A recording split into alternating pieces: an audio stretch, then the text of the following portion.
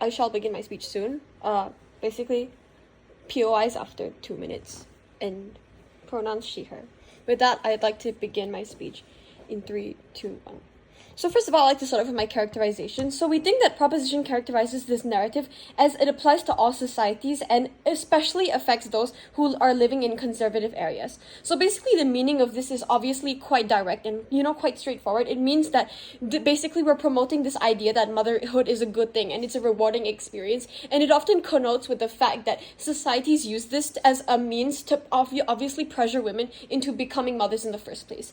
And second of all, a second layer of characterization is we think that this does affect to a large extent women in all areas, not just conservative areas. But however, we would like to be talking about conservative areas as well as areas that are more liberal, as we think that first of all, conservative areas make up a large percent of the population, right? And we think that this also does affect to a large extent the very liberal feminist movement that actually happens in a lot of liberal countries. So we think that our job is not trying to condemn motherhood, but instead this belief has so much power that we think that it has actually done more harm to both stakeholders involved than it actually has benefited the fact that mothers are a good thing, right? So we think that first of all, I'm going to be talking about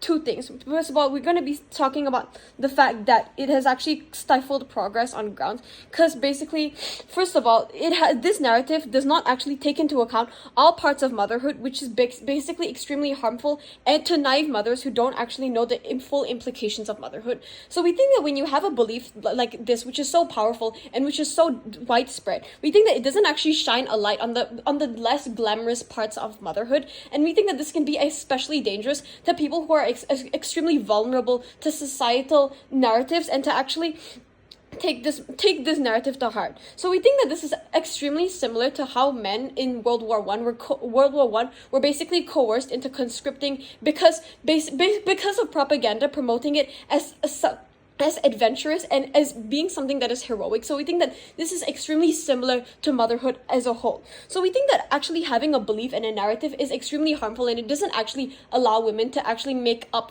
a mind for themselves, especially when you have such a misogynistic society and misogynistic beliefs that has held on for so many years. When you have this narrative, it just further amplifies the effect that it has to this day.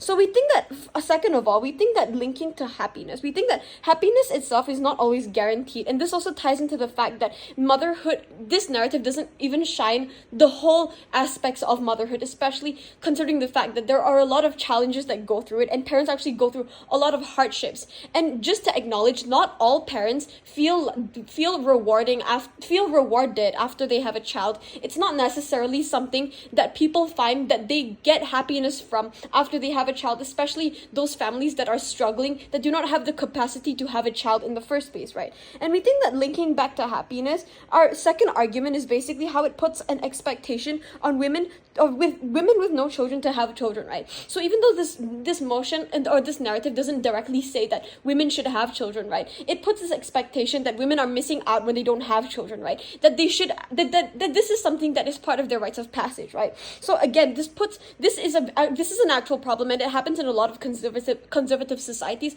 especially in China, where the number of children are actually dwindling down, where women are socially ostracized when they don't have children, when women are shunned when they choose to have a career over being a mother, right? And we think that lastly, this is also a coercive statement to those most vulnerable seeking happiness, and especially when people are trying to fit into society and not be ostracized by their neighbors, by their family, right? We see that this also puts pressure on existing mothers to be happy, to portray this image that they are a loving mother, that they are in full control of what they're doing, just because this belief exists to such a great extent, right? We think that this does not guarantee any happiness, and that this is actually really coercive, and it's really toxic to all stakeholders that are involved in this. And with that, I like to end.